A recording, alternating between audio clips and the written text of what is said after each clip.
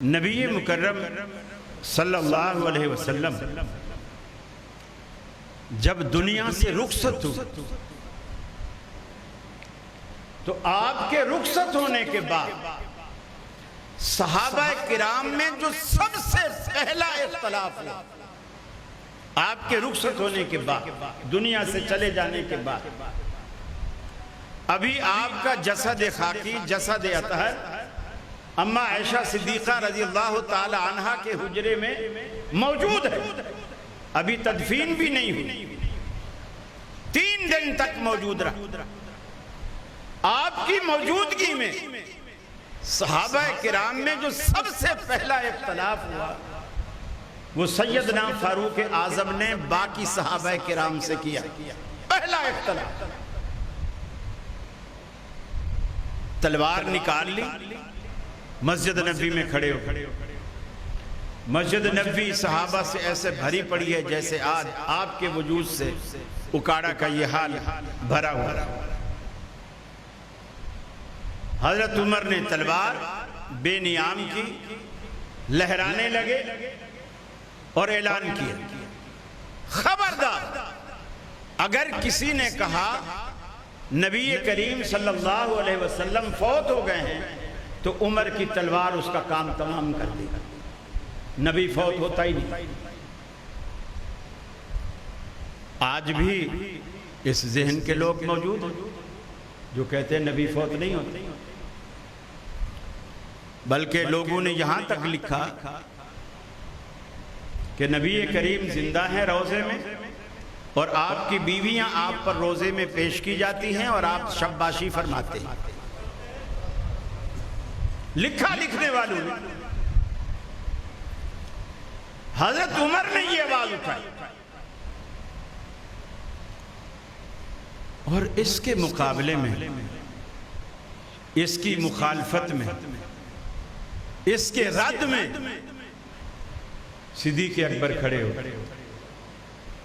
اب دیکھیے اختلاف معمولی لوگوں کا نہیں، میرا اور تیرا نہیں، ابو بکر صدیق اور عمر فاروق کا اختلاف۔ صدیق اکبر آئے، پہلے اپنی بیٹی عائشہ کے گھر گئے رضی اللہ تعالی عنہ،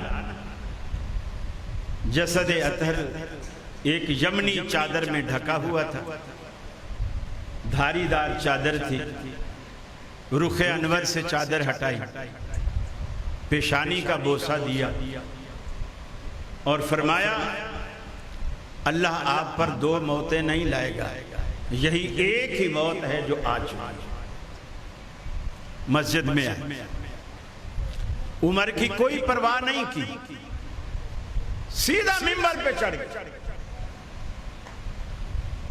ممبر پہ چڑھ کے حضرت عمر فاروق رضی اللہ تعالیٰ عنہ کے بالکل برعکس بات،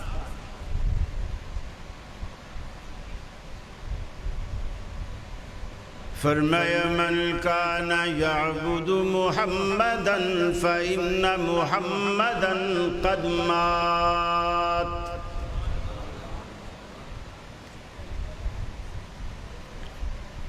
دنیا میں جو شخص محمد عربی صلی اللہ علیہ وسلم کی عبادت کرتا تھا، آپ کو اپنا معبود مانتا تھا، دنیا میں جو شخص آپ کی پوجا کیا کرتا تھا وہ سن لے فَإِنَّ مُحَمَّدًا قَدْ مَاتَ، اس کا معبود آج فوت ہو گیا۔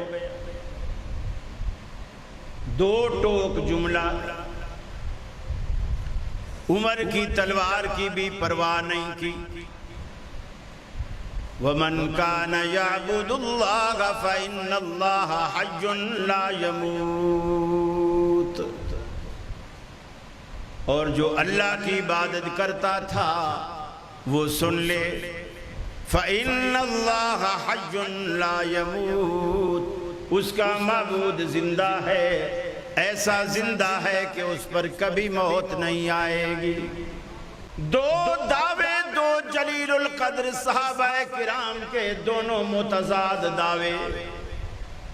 حضرت عمر فرماتے ہیں نبی فوت نہیں ہوئے، ابو بکر صدیق کہتے ہیں کہ نبی فوت ہو گئے۔ اب فیصلہ کیسے ہوا؟ صحابہ کس کی بات کو مانتے ہیں، کس کی بات کو رد کرتے ہیں اور کیوں؟ صحابہ نے دیکھیے ابھی تک کسی کی تائید نہیں کی، نہ عمر کی تائید کی نہ ابو بکر کی تائید، چپ کر کے بیٹھ کے دعویٰ وہ بھی کر رہے، دعویٰ وہ بھی کر رہے، چپ کر کے بیٹھے۔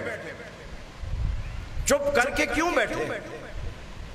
اس لیے چپ کر کے بیٹھے ہیں کہ ابھی تک دونوں شخصیات کے دعوے سامنے آئے ہیں، دلیل کسی نے نہیں دی۔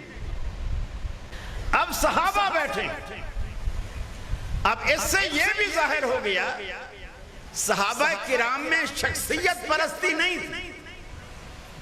اگر شخصیت پرستی ہوتی ابو بکر بھی شخصیات میں کسی سے کم نہیں تھا اور عمر بھی شخصیات میں کسی سے کم نہیں تھا۔ شخصیت پرستی نہیں کہ حضرت کی اتنی فضیلت، اور فضیلت بھی کسی مفتی نے بیان نہیں کی، امام کائنات نے بیان کی۔ اس کی فضیلت میں کیا شک ہو سکتا ہے؟ لیکن صحابہ کسی بھی شخصیت کی بات کو مان ہی نہیں رہے۔ اب دعوے دو ہیں، دلیل کسی کے پاس، صحابہ بھی نہیں مانی۔ اس سے بھی ظاہر ہوتا ہے صحابہ کرام کا مزاج بھی الحمدللہ وہی تھا جو آج اہل حدیث کا۔ اب صدیق اکبر نے جو منبر پہ کھڑے تھے انہوں نے دلائل دینے شروع کی۔ فرمایا وما محمد الا رسول قد خلت من قبله الرسل افإن مات او قتل انقلبتم على اعقابكم فمن ينقلب على عقبيه فلن يضر الله شيئا وسيجزي الله الشاكرين۔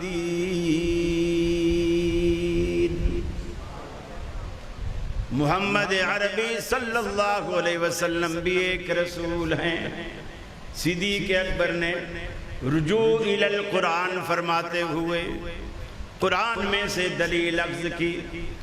اللہ اپنے قرآن میں کہتا ہے محمد عربی صلی اللہ علیہ وسلم کی حیثیت بھی ایک رسول کی ہے۔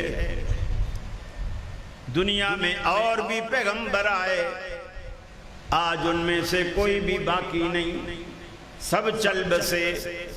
افإن مات او قتل، اگر ہمارا آخری پیغمبر بھی دنیا سے چل بسے، آپ پر موت کا اطلاق ہو جائے یا قتل کر دیے جائیں، کیا تم ایڑیوں کے بل اسلام سے منحرف ہو جاؤ گے، پلٹ جاؤ گے؟ دوسری دلیل دیتے ہوئے فرمایا قرآن کہتا ہے انکا میتون وانہم میتون، اے حبیب آپ بھی دنیا سے رخصت ہونے والے ہیں، اور یہ کافر دن رات جو آپ کی موت کی تمنائیں کرتے ہیں۔